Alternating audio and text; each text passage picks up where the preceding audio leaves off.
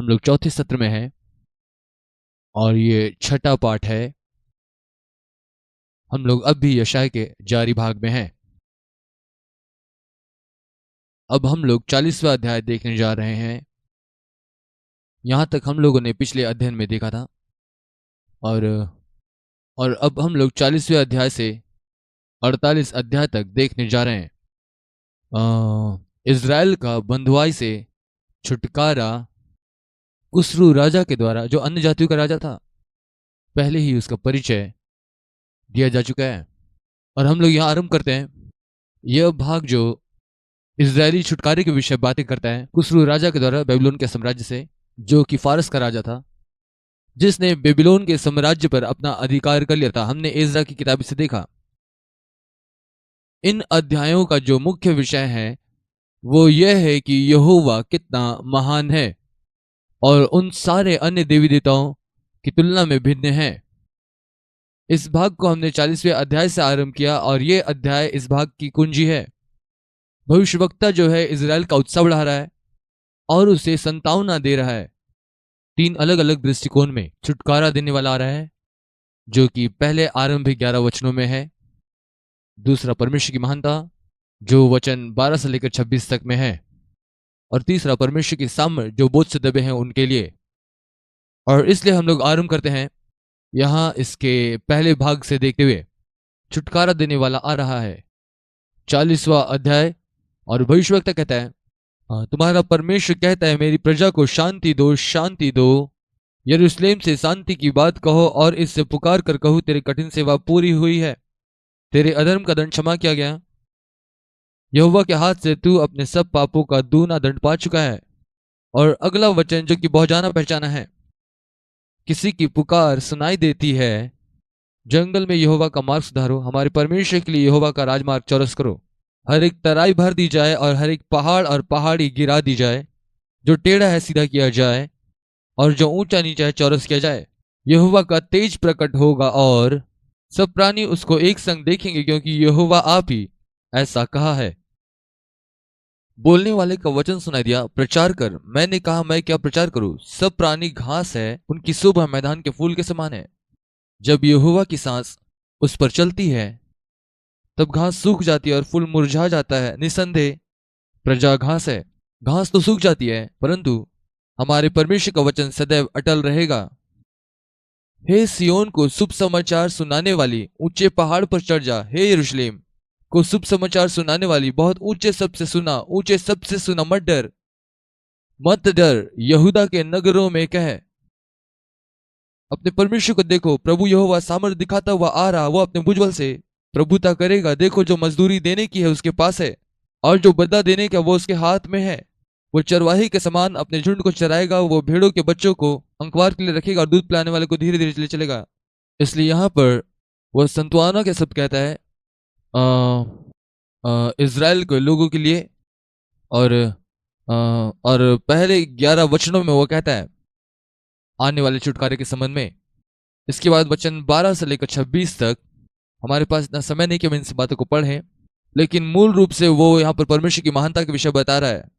और जिस विषय पर वो बातें कर रहा है, एक वचन मैं आपको यहाँ दिखाना चाहता हूँ।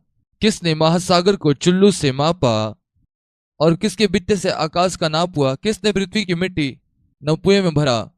किसने पहाड़ों को तराजू में और पहाड़ियों को कांटे में तौला है? और वो यहाँ पर परमेश्वर की महानता के विषय में कह रहा है।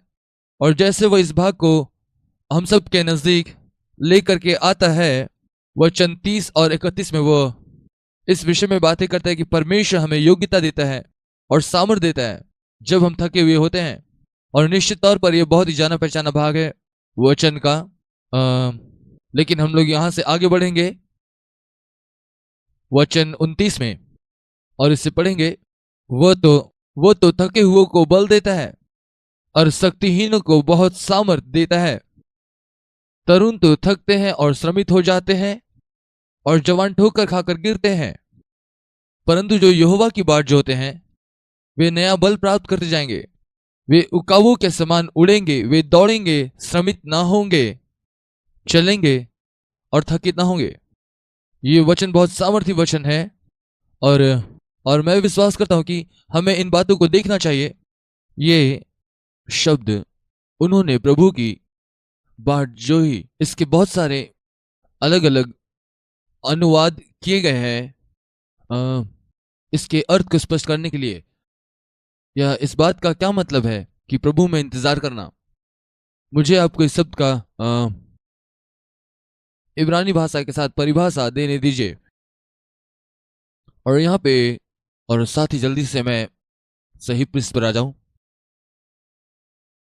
ये शब्द एक ऐसा शब्द है जिससे मैं सही से उच्चारण नहीं कर सकता, और मैं प्रयास भी नहीं करूंगा उच्चारण करने का, और ना ही मैं हिज्जा करके बताऊंगा। लेकिन इब्रानी भाषा के अनुसार ये इसकी परिभाषा है, एक साथ लपेटे हुए बांधना, एक साथ होने के लिए मिला करके जोड़ देना। इस बात को बताने के कारण यह था कि मूल रूप से जो वो कह रहा है वो यह है कि वे लोग जो प्रभु में एक होने के लिए बांधे गए हैं। हमने अलग अलग प्रकार के अनुवादों को सुना जिसके विषय में लोग बातें करते हैं। आपको पता ही बस मूल रूप से ऐसा है मानो आप अपने बाहें मोड़े आप चुपचाप बैठे परमेश्वर में। और अगली बात यह है, दूसरा जो कि हम होटल में देखते हैं वेटर और वेट्रेस होती है, यदि हम परमेश्वर की सेवा करते हैं तो, और जब हम इसके इब्रानी परिभाषा को देखते हैं तो इसका मतलब उससे बांधा जाना। अब एक बार आप सोचिए, यदि यही है तो जो हमें एक स्पष्ट संदेश देता है, वे लोग जो परमेश्वर से लिपटे हुए बंधे हुए हैं, हालेलुया, उनके साथ क्या होता है, परमेश्वर उनके बल को नया करेगा, वे उकाबों के समान उड़ेंगे, वे दौड़ेंगे, श्रमित नहीं होंगे, वे चलेंगे और थकित नहीं होंगे। कितनी अद्भुत प्रतिज्ञा है। और इसके लिए एक ही शर्त है कि आपको परमेश्वर के साथ लिपटे रहना है। इसके बाद 41वां अध्याय, हमको जल्दी आगे बढ़ना है, जल्दी में आप सुनिएगा। 41वां अध्याय का मुख्य विषय यह है, परमेश्वर का सामर्थ उसकी योग्यता के द्वारा प्रकट होता है कि भविष्य की घटनाओं की भविष्यवाणी की जा सके। मुख्य तौर से वचन 9 से लेकर 13 तक मुझे इसे आप पढ़ने दें। तू जिसे मैंने पृथ्वी के दूर दूर देशों से लिया और पृथ्वी की छोर से बुलाकर यह कहा कि तू मेरा दास है, मैंने तुझे चुना है और तजा नहीं है। और यहाँ पर कुछ बहुत ही सामर्थी वचन है। वचन के इस भाग से प्रचार करना मुझे बहुत अच्छा लगता है। मत डर क्योंकि मैं तेरे संग हूं, इधर उधर मत ताक क्योंकि मैं तेरा परमेश्वर हूं और तुझे दृढ़ करूंगा और तेरी सहायता करूंगा, अपने धर्म में दाहिने हाथ से तुझे मैं संभाले रखूंगा। अब आप मेरी बाइबल नहीं देख सकते हैं, यदि आप मेरी बाइबल देख पाते हैं, वो वचन कहता है, वेंडल तू डर मत, वेंडल मैं तुम्हारे साथ हूं, मैं तुम्हारे अंदर हूं वेंडल, इधर उधर मत ताक वेंडल क्योंकि मैं तेरा परमेश्वर हूं, मैं तुझे दृढ़ करूंगा या मैं तेरी सहायता करूंगा, अपने धर्म में दाहिने हाथ से मैं तुझे संभाले रहूंगा। और मैं इसे आपकी बाइबल में नहीं लिख सकता हूं, परंतु यदि मैं आप होता तो आपका नाम जरूर देता उस वचन में। और मैं सोचता हूं ये एक ऐसा वचन है जिसे मनन करना चाहिए। और मनन करने का मतलब है कि उस वचन को बार बार अपने मन में दोहराते रहना। यदि यदि कोई संसारिक उदाहरण देखे तो गाय जैसे जुगाली करती है। यदि आप इन पशुओं को देखेंगे तो ये बाहर जाते हैं, बैठ जाते हैं और इत्मीनान से अपने खाए हुए घास को निकालकर जुगाली करती है। परंतु बहुत से लोग ये नहीं जानते ये उनके पाचन प्रणाली का एक हिस्सा है और वे अपने आंतरिक पेट से वे सारे घास को बाहर निकालते हैं और बैठ करके वो लगातार उससे चबाती है। ये उनकी पाचन प्रणाली का एक तरीका है, जो वे खाया ऐसा पचाते हैं। और मनन करना भी साधन रीति से यही है कि हम उसे पचा लें जिस वचन को आपने पढ़ा या देखा, और उस पर आप मनन करना आरंभ करते हैं और अपना नाम रखते हैं। और तब आप देखेंगे परमेश्वर व्यक्तिगत तौर से आपसे ये कहेगा कि मत डरो, और आप जरूर इस पर मनन करें। ठीक है, क्यों हमें डरना नहीं है? क्या वो कोई उत्तर देता है? क्योंकि मैं तुम्हारे साथ हूं, मैं तुम में हूं, मुझे डरने की आवश्यकता नहीं क्योंकि परमेश्वर मेरे साथ है। फिर वो कहता है कि इधर उधर मत ताक। क्यों क्यों कहता है ऐसा? क्योंकि मैं तुम्हारा परमेश्वर हूं, मैं तुम्हें सामर्थ दूंगा, तुम्हारी सहायता करूंगा, अपने धर्म में दाहिने हाथ से मैं तुझे संभाले रहूंगा। और लगातार इस प्रकार कई बातें को बोलता है, वहां पर ठहरे।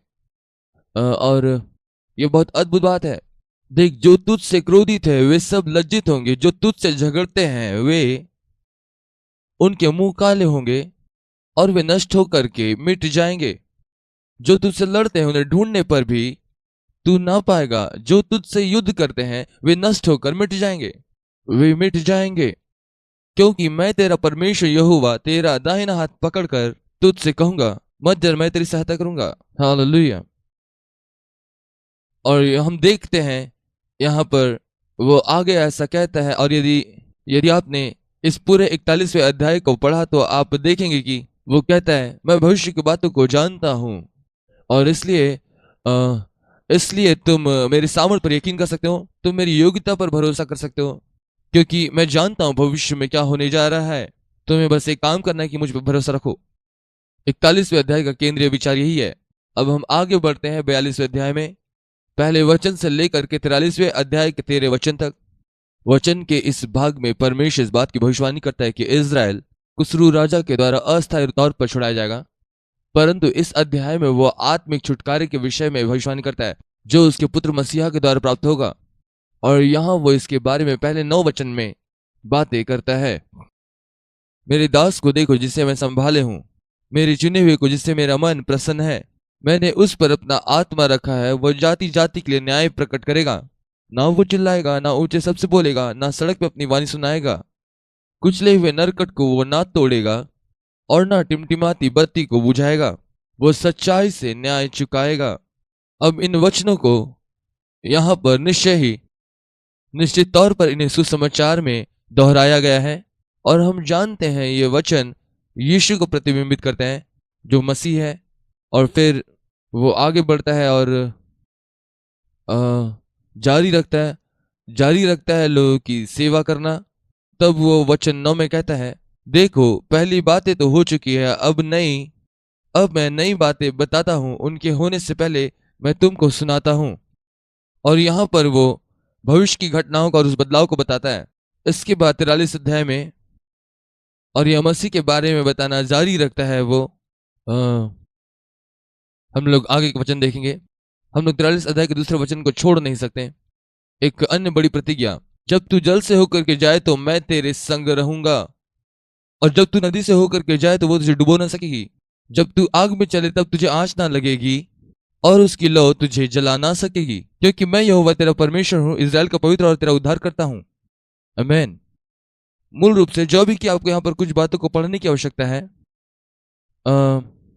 कई बार हमें यह पसंद नहीं होता, परंतु यह ऐसा दिखता है मानो हमें जल से होकर के गुजरना होगा। और यह ऐसा लगता है मानो हमें आग से गुजरना होगा। लेकिन शुभ समाचार यह है, जब आप जल से होकर के जाएं या आग से होकर के जाएं, ये कोई भिन्नता लेकर नहीं आती, क्योंकि परमेश्वर आपके साथ है। और ये जल आपको डुबा ना सकेगी और आग आपको जला ना सकेगी, और आप बाहर निकलेंगे धुएं की कोई महक भी ना होगी। परंतु जो प्रतिज्ञा है वह प्रतिज्ञा यह है कि दो रीति से है, हम कुछ ऐसी परिस्थितियों से जाएंगे। और यीशु मसीह इस बात को तय करते हैं यूहन्ना रचित सुसमाचार में, जहां उसने बताया, इस संसार में तो तुम्हें क्लेश होता है, तकलीफ होती, कोई परिस्थिति ऐसी आ जाती है, सताहट होती है, परंतु वह कहता ढाढ़स मानो, क्योंकि मैंने संसार को जीत लिया है, और मैं तुम में हूं और तुम मुझ में हो, और हम जयवंत होंगे। और इसलिए अपने आवाज को उठाएं, आनंद मनाएं। और मुझे अच्छा लगता है इन वचनों में ठहर जाना, मुझे अच्छा लगता है, लेकिन हमें आगे बढ़ना है। और अब 14 वचन से आरंभ करते हैं 43वें अध्याय में, वहां से 44 अध्याय के 23 वचन तक। यहां पर मैं वो आत्मिक छुटकारे के बारे में बातें करता है जो परमेश्वर के अनुग्रह द्वारा इज़राइल के पापों को मिटा देने से प्रभावित होता है। अब आप याद रखें, यह पुराना नियम है, लेकिन आइए हम इसे देखें। वचन पहले 18 वचन से देखेंगे 43वें अध्याय में। अब बीती हुई घटनाओं का स्मरण ना करो, ना प्राचीन काल की बातों पर मन लगाओ। देखो मैं नई बात करता हूं, वह अभी प्रकट होगी, क्या तुम उससे अनजान रहोगे? मैं जंगल में एक मार्ग बनाऊंगा और निर्जल देश में नदियां बहाऊंगा। गीदड़ और शुतुरमुर्ग आदि जंगली जंतु मेरी महिमा करेंगे, क्योंकि मैं अपनी चुनी हुई प्रजा के पीने के लिए जंगल में जल और निर्जल देश में नदियां बहाऊंगा। इस प्रजा को मैंने अपने लिए बनाया है कि वे मेरा गुणानुवाद करे। और फिर वचन 25 और 26, मैं वही हूं जो अपने नाम के निमित्त तेरे अपराधों को मिटा देता हूं और तेरे पापों को स्मरण ना करूंगा। यहां ध्यान दे, अपने नाम के निमित्त और तुम्हारे पापों को स्मरण नहीं करता। मुझे स्मरण करो, हम आपस में विवाद करें, तू अपनी बात का वर्णन कर जिससे कि तू निर्दोष ठहरे। मैं चाहता हूं कि आप इस बात को देखें जो भी कि पुराने वाचा में परमेश्वर अनुग्रह की सेवकाई करता है इन लोगों के ऊपर, और वो कहता है मैं तुम्हारे पापों को दूर करता और तुम्हें क्षमा करता हूं, तुम्हारे किसी काम की वजह से नहीं, लेकिन मैं अपने चुनाव से अपने नाम की निमित्त करता हूं, और यह मैं तुम्हारे लिए कर देता हूं। बहुत खराई और स्पष्टता से परमेश्वर का अनुग्रह यहां प्रकट किया गया है। फिर अब इसके बाद हम देखते हैं 44वें अध्याय का अंतिम भाग, वचन 24 से लेकर के वचन 25 तक। इस अध्याय में हमें कुछ विश्लेषण दिए गए हैं सेवकाई के जो इजराइल के छुड़ाने वाला होगा, और वो कुसरू राजा के विषय कहता है। और उस समय में वो राजा कुसरू के विषय में बातें कर रहा था, परंतु वो तो मसीहा का मात्र रूपक है, और इससे ध्यान देना है। और ये कुछ ऐसी बात है जो अपने आप में बहुत ही रोचक है, और इस बात को ध्यान देना है कि कुसरू राजा जब वो परमेश्वर के द्वारा नियुक्त किया गया, और यह उसके जन्म के 150 साल पहले हुआ। आइए हम देखें इसे, अध्याय 45 वचन 1 से 4 तक। यहोवा अपने अभिषिक्त कुसरू के विषय यो कहता है, मैंने उसके दाहिने हाथ को इसलिए थाम लिया कि उसके सामने जातियों को दबा दूं और राजाओं की कमर ढीली करूं, उसके सामने फाटकों को ऐसा खोल दूं कि वे बंद न किए जाएं। मैं तेरे आगे आगे अब चलूंगा और ऊंची भूमि को चौरस करूंगा और पीतल के किवाड़ों को तोड़ डालूंगा और लोहे की बेड़ों को टुकड़े टुकड़े करूंगा। मैं तुझको अंधकार में छिपा हुआ और गुप्त स्थानों में गड़ा हुआ धन दूंगा, जिससे तू जाने कि मैं इजराइल का परमेश्वर यहोवा हूं जो तुझे नाम लेकर के बुलाया है। अपने दास याकूब और अपने चुने हुए इजराइल के निमित्त मैंने तुझे नाम लेकर के बुलाया है। जो भी कि तू मुझे नहीं जानता, तो भी मैंने तुझे पदवी दी है। और आप जब इन सारे वचनों को एक साथ रखेंगे जो इजराइल मिलता है और अन्य जगहों पर मिलता है, तब और आप देखेंगे कुसरू राजा, आप पाएंगे जब आप इसे देखेंगे, जब आप खोजेंगे तो पाएंगे कि कुसरू राजा को 150 साल पहले, उसके जन्म से पहले यह काम दिया गया। अभी इस बात को देख करके हमें ऐसा लग रहा है अरे ये तो बहुत अद्भुत है, लेकिन जब इन सारे वचनों को देखेंगे इसके विषय बातें करते हुए, और जब मसीहा के बारे में आप देखेंगे, ये लगभग यीशु के आगमन के 800 साल पहले कहा गया। इसके बाद हम नए नियम में जाते हैं और उन चीजों को देखते हैं जो हमारे जीवन से संबंधित है। हम देखते हैं कि परमेश्वर हमें पहले से बुलाया हुआ, हमें जानता है, हमें चुना है पृथ्वी के रचे जाने से पहले से ही। यदि आप अपने बौद्धिक क्षमता से समझने का प्रयास करेंगे, आप नहीं समझ पाएंगे। यह ऐसी बात है जिसे हमें जरूरी है कि हम आत्मिक समझ से ही समझें कैसे परमेश्वर आपको जानता है और आपका चुनाव किया, और यह सब संसार के नींव डालने से पहले हुआ। परंतु देखिए, वो परमेश्वर अद्भुत परमेश्वर है। इसे इस तरीके से आप समझिए, आप परमेश्वर का आश्चर्यचकित नहीं कर सकते हैं। आप इस विचार के साथ आ सकते हैं कि कोई इससे पहले नहीं था, किसी ने कभी नहीं सुना, किसी ने कभी यह अनुभव नहीं किया, ये तो बस आपके साथ हुआ। ठीक है, जैसा हमने पहले देखा, सूर्य के नीचे कुछ भी नया नहीं है। परमेश्वर एक सुरक्षा कर्मी की तरह नहीं है, वो आरंभ से अंत सब कुछ जानता है। इसके बाद 46वें अध्याय में और 47 अध्याय में और यहां पर वो परमेश्वर के न्याय के विषय में बताते हैं जो बेबीलोन के ऊपर में आया, जो कि इजराइल के विरुद्ध खड़ा हुआ और उसे बंदी बना लिया। और वहां पर बताया गया कि परमेश्वर उनके साथ क्या करने जा रहा है 46 और 47 अध्याय में। इसके बाद 48वें अध्याय में यहां पर एक वाद विवाद प्रस्तुत किया गया है, और 48वें अध्याय में मूल रूप से यह है कि परमेश्वर ने 150 साल पहले बेबीलोन से इजराइल के छुटकारे की बात कह दी थी, जो कि फारस के राजा द्वारा होगा। निर्वासन तब ये दावा नहीं कर सकते कि यह उन मूर्तियों की शक्ति से था जो कुसरू को मुक्त करने के लिए प्रेरित करते थे। आइए देखेंगे ऐसा 48 3 से 5। होने वाली बातों को मैंने प्राचीन काल से ही बताया है, और उनकी चर्चा मेरे मुंह से निकली है। मैं अचानक उन्हें प्रकट किया और वे बातें सचमुच हुई। मैं जानता था कि तू हठीला है और तेरी गर्दन लोहे की नस और तेरा माथा पीतल का है। इस कारण मैंने इन बातों को प्राचीन काल से ही होने से पहले तुझे बता दिया। ऐसा ना हो कि तू यह कह पाए कि यह मेरे देवता का काम है। मेरी खोदी हुई और ढली हुई मूर्तियों की आज्ञा से यह सब कुछ हुआ है। परमेश्वर ये कह रहा है, आपको पता है तुम्हारे पास कोई मूर्ति नहीं है, तुम्हारे पास ऐसी कोई लकड़ी की, लोहे की या पीतल की मूर्त नहीं है जो तुम्हें भविष्य की बातें बताए। लेकिन मैंने तुम्हें इन चीजों को पूरा होने से पहले बताया, और इस प्रकार से तुम वास्तव में कह सकते हो कि मैं जीविता परमेश्वर हूं। और तुम्हें उन सारी चीजों को छोड़ देना चाहिए और अपने जीवन को सीधा करो और उसकी सुनो जो जानता है कि क्या होने वाला है।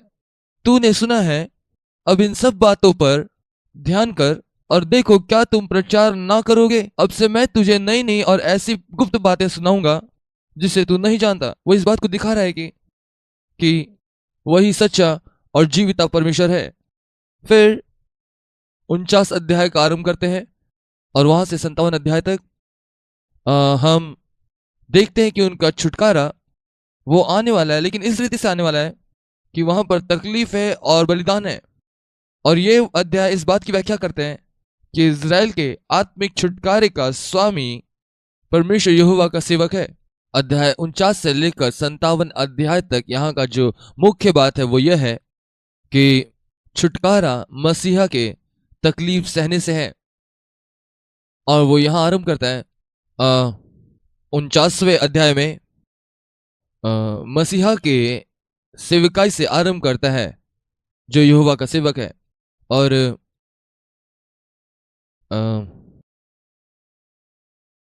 खैर ठीक है, हम लोग आगे बढ़ेंगे। 49वें अध्याय के लिए हम लोग का यही वक्तव्य रहेगा। हम लोग यहाँ 50वें अध्याय को देखेंगे। यहाँ पर मैं वो इस बात की व्याख्या करना आरंभ करता है कि इज़राइल के विरोधी स्वभाव की वजह से मसीहा के साथ क्या होगा इज़राइल के विरुद्ध के कारण। और इस बात को पुख्ता करने के लिए जिस वचन को हम लोग यहाँ पर देख सकते हैं वो 50वें अध्याय का 6वां वचन है, जहां ऐसा कहा गया है, मैंने अपने मारने वालों को अपनी पीठ दी और अपने दाढ़ी नोचने वालों की ओर अपने गाल किए। अपमानित होने और थूकने के लिए अपना मुंह ना छिपाया। क्योंकि प्रभु यहोवा मेरी सहायता करता है, इस कारण मैं संकोच नहीं किया, वरन अपना माथा चकमक के समान खड़ा किया, क्योंकि मुझे निश्चय था कि मुझे लज्जित होना ना पड़ेगा। और यहाँ पर में एक परिचय दिया गया है, कुछ ऐसा जो कि बार बार दोहराया गया है। और मेरे विचार से मैं ऐसा सोचता हूं कि हमें इसके विषय बातें करना चाहिए। कैसे? जब हम सुसमाचार में देखते हैं और जब हम यीशु की जीवनी को पढ़ना आरंभ करते हैं और वो सारी बातें जो उसके साथ हुआ, ये हमें इस बात को दर्शाती है कि परमेश्वर ने कितना सटीक सारी बातों को पहले से बताया। यहां हम देखते हैं यीशु के आगमन के 600 से 800 साल पहले यीशु के वक्तव्य को भी स्पष्ट कहा गया। उसने अपनी पीठ दी मारने वालों को। हम इस बात को जानते हैं कि उससे 39 कोड़ों की मार मारी गई और दाढ़ी नोचने वाली को मैंने अपने गाल किए। और किस प्रकार से वह यीशु के साथ उस क्रूस पर बर्ताव कर रहे थे। जो भी कि यह घटना 600 से 800 साल बाद घटित हुई, उसके पहले ही वो बता रहे हैं ये सारी बातें होने जा रही हैं और ये छुटकारा करने वाला होगा। लेकिन इतनी बातों को वो सहेगा जब वो आएगा। और आप इसे कितने लोग जानते हैं कि यीशु मसीह परमेश्वर के वचन का विद्वान था, इसलिए वो जानता था कि ये बातें कब होंगी। जब आप सुसमाचार को पढ़ेंगे, आप जब उसमें से होकर के जाएंगे, आप कुछ घटनाओं को आप याद करिएगा। और एक ऐसा समय था जहां पर लोग यीशु मसीह से बहुत नाराज थे, वे उसे ऊंचाई से गिराना चाहते थे। और उसने क्या किया? उनके बीच से निकल गया। क्यों? क्योंकि वो परमेश्वर की योजना को जानता था और वो इस बात को जानता था ये उसकी नियति नहीं है कि वो पहाड़ से नीचे गिराया जाए। लेकिन जब समय आया कि ये सारी बातें पूरी हो, याद कीजिए जब सैनिक आए और पतरस उसे बचाना चाहता था, उसने कहा पतरस अपनी तलवार रखो। क्यों उसने ऐसा किया? क्योंकि वो जानता था कि परमेश्वर की योजना क्या है और उसकी नियति क्या है और समय पूरा हो गया है। और वो वहां पर क्यों खड़ा रह गया कि लोग उसे पीटे और उस पर झूठे आरोप लगाएं? क्योंकि वो अपने जीवन के लिए परमेश्वर की योजना को जानता था और वो चाहता था कि अपने आप को उसके अधीन कर दें। और बाइबल हमें यह भी बताती है कि उसने ऐसा क्यों किया। यह उसके लिए आनंद की बात थी जिसे उसने सहर्ष अपने गले से लगा लिया। क्यों? क्योंकि उसने पहले ही अपने अंतिम प्रतिफल को देख लिया था कि इसका परिणाम उसे क्या मिलने वाला है। बस मेरे लिए बाइबल बहुत बहुत ही सटीक है। इन छोटी सी छोटी बातों के लिए भी ये पहले से बता दिया गया था परमेश्वर के द्वारा मसीहा के संबंध में ये बातें। जल्दी से हम लोग आगे बढ़ेंगे 51वें अध्याय के पहले वचन से लेकर के 52 अध्याय तक। वचन 12, परमेश्वर वहां उत्साह दे रहा है शेष बचे हुए इजरायलियों को कि लगातार वे परमेश्वर पर भरोसा रखें। वे लोग जो बेबीलोन के बंधुआई से वापस लौट करके आए, और उनके वर्तमान परिस्थिति में ये बता रहा है कि उनके साथ ये होने जा रहा है। एक वचन वहां उस अध्याय में, उस भाग में हम लोग देखेंगे, यहोवा के छुड़ाए हुए लोग लौट कर जय जयकार करेंगे और सियोन में आएंगे गीत गाते हुए, और सदाकाल का आनंद उनके सर पर होगा। वे हर्ष और आनंद प्राप्त करेंगे और शोक और सिसकियों का अंत हो जाएगा। आमीन। ये एक अच्छा गीत है। और यशाया का 52वां अध्याय हम लोग 13वें वचन से आरंभ करते हैं। हम लोग आगे जाएंगे यशाया 53 अध्याय उसके 12 वचन तक, जहां हम लोग इस बात को देखते हैं। ये वो स्थान है जहां पर हम संपूर्णतः शून्य हो जाते हैं मसीहा के दुख को देखकर। और यहां पर 5 बातें हैं जो वचन के इस भाग में प्रकट की गई है कि मसीहा के साथ क्या क्या बातें होंगी। और ये 5 चीजें आपके लिए महत्वपूर्ण है कि आप इसे याद रखें। पहली बात जो हम लोग वचन के इस भाग में देखेंगे, ये 52:13 से लेकर के 53:12 तक है। उसको नकारा जाना, अपमानित किया जाना, मृत्यु, पुनरुत्थान और यीशु को महिमावंत किया जाना, ये सारी बातें इस भाग में व्याख्या की गई है। और निश्चय ही हम इसमें शून्य हो जाते हैं।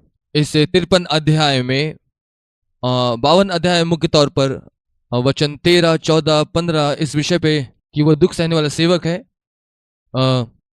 बेहतर होगा हम लोग पढ़ लें। देखो मेरा दास बुद्धि का काम करेगा, वो ऊंचा, महान और अति महान हो जाएगा। जैसे बहुत से लोग उसे देखकर चकित हुए कि उसका स्वरूप बहुत बिगड़ा हुआ था कि मनुष्य का ऐसा ना जान पड़ता था, और उसकी सुंदरता भी आदमियों की सी नहीं रह गई थी। और ये इस विषय में कह रहा है कि यीशु मसीह किस प्रकार से दिखाई देगा जब वो कलवरी क्रूस पर होगा। फिर 53 अध्याय को हम लोग देखेंगे, जो समाचार हमें दिया गया उसका किसने विश्वास किया, और यहोवा का भुजबल किस पर प्रकट हुआ, क्योंकि वह तो उसके सामने अंकुर के समान और ऐसी जड़ के समान उगा जो निर्जल भूमि में फूट निकली। उसकी ना तो कोई सुंदरता थी कि हम उसको देखते, और ना ही उसका रूप ऐसा दिखाई पड़ा कि हम उसको चाहते। वह तुच्छ जाना गया और मनुष्य का त्यागा वह दुखी पुरुष था। रोगों से उसकी जान पहचान थी और लोग उससे मुख फेर लेते थे। निश्चय उसने हमारे रोगों को सह लिया और हमारे दुख को उठा लिया, तो भी हमने उसे परमेश्वर का मारा कूटा और दुर्दशा में पड़ा हुआ ही समझा, दुख में पड़ा समझा। परंतु वो हमारे ही अपराधों के कारण घायल किया गया, वह हमारी ही अधर्म के कारण कुचला गया। हमारी ही शांति के लिए उस पर ताड़ना पड़ी, और उसके कोड़े खाने से हम चंगे हुए। हम तो सब के सब भेड़ों के समान भटक गए थे, हम सब ने अपना अपना मार्ग लिया, और यहोवा ने हम सबों का बोझ उसी पर ला दिया। और वो इसी प्रकार आगे जाता है इन अध्यायों से हो करके, जो इस बात को दर्शाता है कि उसके साथ क्या कुछ होगा उस मसीहा के साथ में। फिर 54वें अध्याय में इज़राइल पश्चाताप करता है कि उसने मसीहा का इनकार किया, और इस बात से उनका पुनर्स्थापन स्थिर होता है। अब हम यहां पर समय को देखते हैं जिसमें ये सारी बातें घटित हुई, क्योंकि हम जानते हैं अब भी होना बाकी है। एक दिन जरूर ही आएगा कि इज़राइल इस बात को जानेगी कि वे खो दिए थे। ठीक है, हम उसी समय में अब रह रहे हैं जब उन्होंने मसीहा का इनकार किया, और यही बात हमको यहां पर बताई गई है। लेकिन जब हम यहां पर 54वें अध्याय में देखते हैं तो वो दिन आएगा और यहां हम भविष्य की बातों को देखेंगे, और यहां हम देखते हैं वे लोग पश्चाताप करते हैं कि उन्होंने मसीह का इनकार किया, और ऐसा करने से उनको बताया गया कि क्या कुछ होगा, भविष्य में उनका पुनर्स्थापन होगा। इसलिए ये जहां परमेश्वर उनसे प्रतिज्ञा करता है, और इसमें हम लोग भी सम्मिलित हैं, जिसमें क्रोध के आवेग में आकर 54वें अध्याय के 8 वचन को देखें। और ऐसा कहा गया है, क्रोध के आवेग में मैंने पल भर के लिए अपना मुंह तुझसे छिपाया था, परंतु अब अनंत करुणा से मैं तुझ पर दया करूंगा, तेरे छुड़ाने वाले यहोवा के ही वचन है। अब परमेश्वर का परिभाषा में क्षण भर और हमारी परिभाषा में क्षण भर बहुत समानता नहीं है। और निश्चय इसके संबंध में हम एक वचन कह सकते हैं, परमेश्वर का दिन हमारे लिए 1000 वर्ष के समान है। 1000 वर्ष एक दिन के बराबर है। इसलिए एक पल जरूर एक अच्छा खासा लंबा समय होगा। यहां वो क्या कह रहा है कि पल भर के लिए मैंने तुम्हें छोड़ दिया था। और निश्चय फिर से एक बार इन सारी बातों में सम्मिलित रूप से वो कहता है कि जब यीशु मसीह उस क्रूस पर टांगे गए थे और जब वो हम सब के लिए पाप बन गया, और उस समय वो पुकार के कहता है, मेरे परमेश्वर तूने मुझे क्यों छोड़ दिया। क्योंकि उस समय वो न्याय अपने ऊपर वो ले रहा था। लेकिन अब आप इसको सुनिए, वचन 9, यह मेरी दृष्टि में नूह के समय के जल प्रलय के समान है। क्योंकि जैसे मैंने शपथ खाई थी कि नूह के समय के जल प्रलय से पृथ्वी फिर ना डूबेगी, वैसे ही मैंने यह भी शपथ खाई कि फिर कभी तुझ पर क्रोध ना करूंगा, ना तुझे धमकी दूंगा। चाहे पहाड़ हट जाए और पहाड़ियां टल जाए तो भी मेरी करुणा तुझ पर से कभी ना हटेगी, और मेरी शांतिदायक वाचा तुझ पर से ना टलेगी। यहोवा जो तुझ पर दया करता है उसकी वाणी है। इसके बाद वो यरूशलेम के बारे बातें करना आरंभ करता है कि भविष्य में इजराइल क्या होगा। और वो कहता है, तेरे सब लड़के यहोवा के सिखलाए हुए होंगे और उनको बड़ी शांति मिलेगी। 15 वचन, सुन, लोग भीड़ लगाएंगे परंतु मेरी ओर से नहीं। तेरे विरुद्ध भीड़ लगाएंगे, वे तेरे कारण ही गिरेंगे, तेरे कारण। 17 वचन, जितने हथियार तेरे हानि के लिए बनाए गए उनमें से कोई सफल ना होगा, और जितने लोग मुद्दे होकर तुझ पर नालिश करे उन सबों से तू जीत जाएगा। यहोवा के दासों का यही भाग होगा, और वे लोग मेरे कारण धर्मी ठहरेंगे। यहोवा की यही वाणी है। अब हमें यह अनुभव होता है कि ये सारी बातें इज़राइल का भविष्य है। आपको पता है, ये सारी बातें हमको बताई गई क्योंकि हम उस शांतिदायक वाचा के अधीनस्थ हैं। आमीन। और ये जो वाचा है परमेश्वर अपने पुत्र यीशु मसीह के द्वारा ठहराता है, जिसमें मैं और आप सम्मिलित है और उस शांतिदायक वाचक की भागीदारी है। और ये सारी प्रतिज्ञाएं जो भी की है इज़राइल का भविष्य है, लेकिन वो हमारा वर्तमान है अभी। आमीन। और परमेश्वर का इसके लिए धन्यवाद हो। फिर अध्याय 55 और अध्याय 56 ये इज़राइल के पुनर्स्थापन का प्रतिफल या परिणाम है कि मसीहा पर विश्वास करने के लिए सारे राष्ट्रों का बुलाया जाना। मसीहा पर विश्वास करने के लिए आइए यहां पर हम लोग देखेंगे वचन 6 से 55 अध्याय 6 वचन। जब तक यहोवा मिल सकता है तब तक उसकी खोज में रहो, जब तक वह निकट है उससे पुकारो। दुष्ट अपनी चाल चरण और अनर्थकारी अपने सोच विचार छोड़कर यहोवा ही की ओर फिरे, वो उस पर दया करेगा, और हमारे परमेश्वर की ओर फिरे और वह उसे पूरी रीति से क्षमा करेगा। क्योंकि यहोवा कहता है, मेरे विचार और तुम्हारे विचार एक समान नहीं है, ना तुम्हारी गति और मेरी गति एक सी है। क्योंकि मेरी और तुम्हारी गति में और मेरे और तुम्हारे सोच विचारों में आकाश और पृथ्वी का अंतर है। जिस प्रकार वर्षा और हिम आकाश से गिरते हैं और वहां यूं ही लौट नहीं जाते, वरन भूमि पर पड़कर उपज उपजाते हैं, जिससे बोने वाले को बीज मिले और खाने वाले को रोटी मिलती है, उसी प्रकार से मेरा वचन होगा जो मेरे मुख से निकलता है। वो व्यर्थ ठहर कर मेरे पास नहीं लौटेगा, परंतु जो मेरी इच्छा उसे वो पूरा करेगा, और जिस काम के लिए मैंने उसको भेजा है वो सफल होगा। और यहां पर वो कह रहा है क्या कुछ होने जा रहा है, और हम ऐसे समय में जी रहे हैं, ये बातें हो रही है हमारे लिए। ये अभी भविष्य है इज़राइल के लिए, परंतु ये अब हो रहा है हमारे लिए। और इसके बाद वो कहता है, क्योंकि तुम आनंद के साथ निकलोगे और शांति के साथ पहुंचाए जाओगे। तुम्हारे आगे आगे पहाड़ और पहाड़ियां गला खोल कर जय जयकार करेंगी, और मैदान के सब वृक्ष आनंद के मारे ताली बजाएंगे। इसलिए यहाँ पे फिर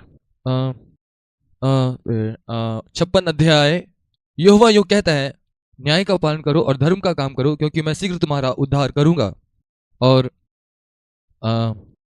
और मेरा धर्मी होना प्रकट होगा। क्या ही धन्य वो मनुष्य जो ऐसा ही करता है, धन्य वो मनुष्य जो ऐसा ही करता है, और वो आदमी जो इस पर स्थिर रहता है। जो विश्राम दिन को पवित्र मानता और अपवित्र करने से बचा रहता है। और इसलिए वो आगे कहता जाता, और इन वचनों में वो 56 अध्याय के 7 वचन को देखें, उनको मैं अपने पवित्र पर्वत पर ले आकर, और वो पूरे संसार के राष्ट्रों के बारे में बातें करता है कि वे आएंगे। और वो कहता है, उनको मैं अपने पवित्र पर्वत पर ले आकर अपने प्रार्थना के भवन में आनंदित करूंगा। उनकी होम बलि और मेल बलि मेरी वेदी पर ग्रहण किए जाएंगे, क्योंकि मेरा भवन सब देशों के लोगों के लिए प्रार्थना का घर कहलाएगा।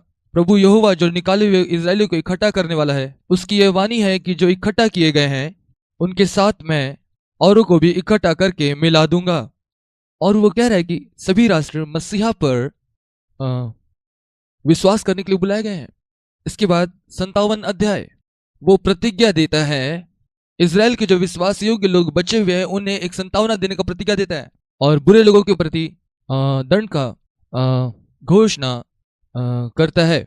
विशेषकर वचन 19 देखेंगे, मैं मुंह के फल का सृजनहार हूं, यहोवा ने कहा है, जो दूर है और जो निकट है दोनों को पूरी शांति मिले, और मैं उसको चंगा करूंगा, इसलिए परमेश्वर के पास लौट आओ। फिर अध्याय 58, ये परमेश्वर के लोगों को जो भविष्य में महिमा मिलने जा रही है उसी के विषय में है, 58 अध्याय से 66 अध्याय तक। और इस भाग का जो मुख्य बात है, दुष्ट के साम्राज्य को समाप्त कर परमेश्वर के राज्य को स्थापित करना, जो हर एक प्रकार के दुष्टता के ऊपर जयवंत होगा। 58 अध्याय जो है वो हर उस महिमा का व्यवहारिक, ये सही शब्द होगा, व्यवहारिक धर्म का प्रकटीकरण है, जो सिर्फ रीति विधि को पूरा करने का विरोध करता है।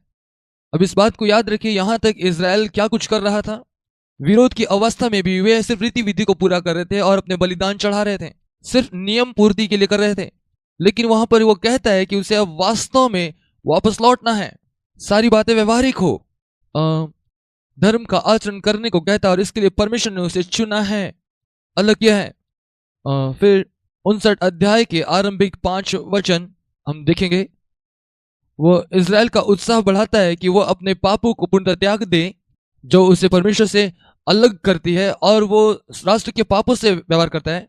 इसके बाद वचन 16 से 21 तक अध्याय 59 के, यहां पर इजराइल के असहायपन को देखें, जो उसके अधर्म की वजह से है, और उसकी अयोग्यता कि कोई अगवा उनकी सहायता करे। लेकिन परमेश्वर से मनुष्य के रूप में मसीहा बनकर के आता है और उनको उनके पापों से और उनके शत्रुओं से बचाता है, और अंत में उसके साथ सदा काल का वाचा बांधता है और अपनी आत्मा उसके अंदर उड़ेलता है। 21 वचन इसे देखें, यहोवा यह कहता है, जो वाचा मैंने तुमसे बांधी है वो यह है, मेरा आत्मा तुझ पर ठहरा है, और अपने वचन जो मैंने तेरे मुंह में डाले हैं वो अब से लेकर सर्वदा तक वे तेरे मुंह से और तेरे पुत्र और पोतों के मुंह से कभी न हटेंगे, और वो तेरे जीवन से कभी अलग ना होंगे। वचन के इसी भाग में यदि हम देखें वचन 19, तो पश्चिम की ओर लोग यहोवा के नाम का और पूर्व की ओर उसकी महिमा का भय मानेंगे, क्योंकि जब शत्रु महानद के समान चढ़ाई करेंगे तब यहोवा का आत्मा उसके विरुद्ध झंडा खड़ा करेगा। अब शायद आप सुने होंगे लोग ऐसा कहते हैं, यहां पर विराम चिन्हों का गलत तरीके से इस्तेमाल हुआ है, मुझे नहीं पता यह सही है गलत है, लेकिन जैसा ही है मुझे अच्छा लगता है। लेकिन कुछ लोगों ने कहा कि इससे ऐसा होना चाहिए था, विराम चिन्ह ऐसा होना चाहिए था, जब शत्रु चढ़ाई करे, कौमा बाढ़ के समान यहोवा अपना झंडा उनके विरुद्ध खड़ा करेगा। इस तरीके से भी यह एक बेहतरीन प्रतिज्ञा है, किसी भी तरीके से यह हो। तब हम आगे बढ़ते हैं 59वें अध्याय के बाद 60 अध्याय में हम जाते हैं, और यहां पर इजराइल की महिमा की तस्वीर है उनके छुड़ाए जाने के बाद। परंतु ये आज की कलीसिया के लिए एक भविष्यवाणी के वचन है, और यह साधारण रूप से यह है, उठ और प्रकाशमान हो, क्योंकि तेरा प्रकाश आ गया है और यहोवा का तेज तेरे ऊपर उदय हुआ है।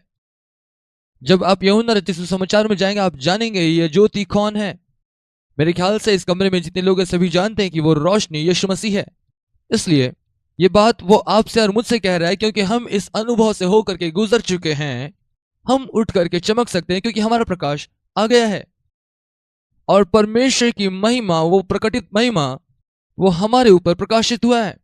अब ध्यान दीजिए वो आगे क्या कहता है, देख पृथ्वी पर तो अंधियारा और राज्य के लोगों पर घोर अंधियारा छाया है, परंतु तेरे ऊपर यहोवा उदय होगा और उसका तेज तेरे ऊपर प्रकट होगा।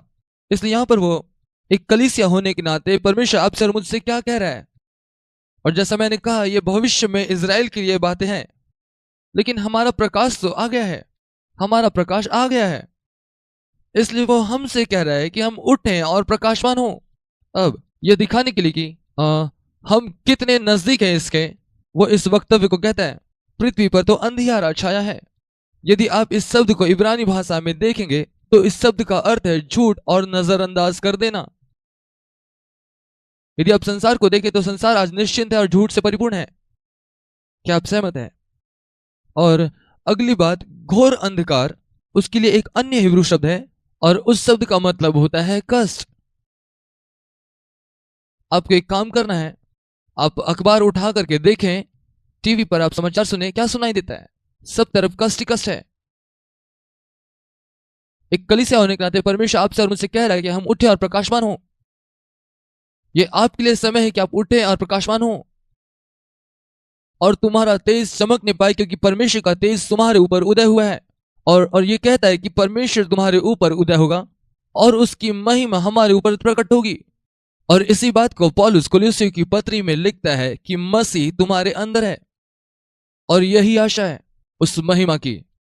अन्य शब्दों में कहे तो परमेश्वर की उपस्थिति हम में है, जो इस संसार के लिए प्रमाण होगा। और वो कहता है कि ये तुम्हारा समय है कि तुम्हारी रोशनी चमकने पाए। और आपको पता है, जब कभी मैं इसे पढ़ता हूं और मेरा मन आरंभिक दिनों के संडे स्कूल में चला जाता है और मैं सोचता हूं आप कभी ऐसा ही होता होगा। मैं एक छोटा दीपक, हम क्या करने जा रहे हैं? आप चमकने जा रहे हैं, आमीन। और हम शैतान को इसे बुझाने नहीं देंगे, लेकिन हम इसको चमकने देंगे। टोकरी के नीचे छुपा कर नहीं रखेंगे, नहीं नहीं नहीं नहीं, हम क्या करेंगे? हम इसको चमकने देंगे। और वो हमसे कह रहा है कि यह समय है रोशनी को चमकने देने का। जाती जाती तेरे प्रकाश के लिए और राजा तेरे आरोहण के प्रताप की ओर आएंगे। अपनी आंखें चारों ओर उठाकर देख, वे सब के सब इकट्ठे होकर के तेरे पास आ रहे हैं। तेरे पुत्र दूर से आ रहे हैं और तेरी पुत्रियां हाथों हाथ पहुंचाई जा रही है तेरे पास में। और ये सब प्रतिज्ञा है जो अब होने जा रहा है। इसके बाद अध्याय 61, क्या यहां ठहरना चाहते हैं? क्या यहां ठहरना चाहते हैं? लेकिन 61 अध्याय ये मसीहा के कार्य को 2 चरणों में प्रस्तुत करता है। उसके प्रथम आगमन में दया का सुसमाचार, लेकिन दूसरे आगमन में अविश्वासियों का न्याय और सियोन को संतावना। और यह जो है, इसमें वे वचन है जिसमें यीशु लूका रचित सुसमाचार में उस आराधनालय में बोलते हैं, परमेश्वर का आत्मा मुझ पर है, सुसमाचार सुनाने के लिए मेरा अभिषेक किया और इसलिए भेजा कि मैं खेदित मन वालों को शांति दूं, कि बंदियों के स्वतंत्रता के लिए और कैदियों को छुटकारे का सुसमाचार दूं, कि यहोवा के प्रसन्न रहने के वर्ष का प्रचार करूं, कि सब विलाप करने वाले लोगों को मैं शांति दूं।